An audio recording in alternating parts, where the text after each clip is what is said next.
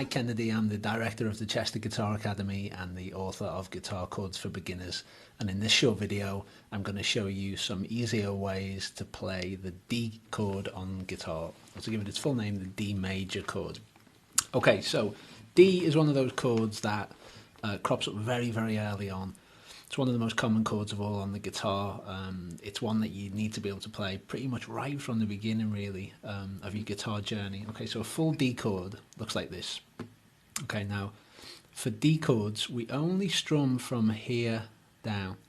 Okay, we don't strum the E string at the top, and we don't strum the A string. Okay, so we're going to start on this open string here.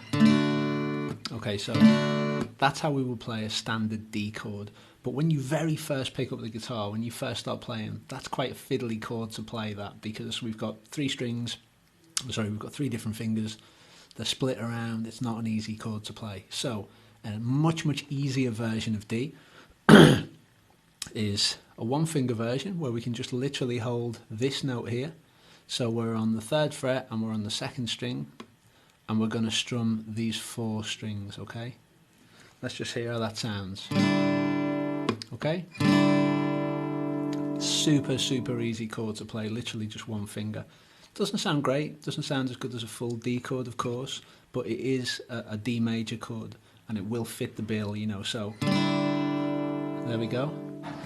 But my favourite version that I recommend to most beginner guitarists is D sus2, and it looks like this. So what we've got here is we're on the 2nd fret on the 3rd string, and we're on the 3rd fret on the 2nd string. So they're the 2 notes that we're playing here.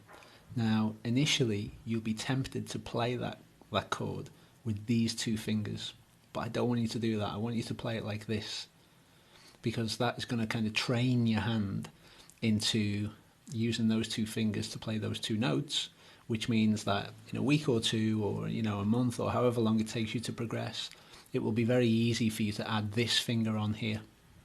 Okay, so resist the urge to play D sus2 like this, and try and play it like this with your ring finger there, because that will make it easier for you to then progress to play a full D chord. Of course, if you want to, you can just jump straight in and try and play the full D chord, but that's quite tough. Most people find that very hard initially.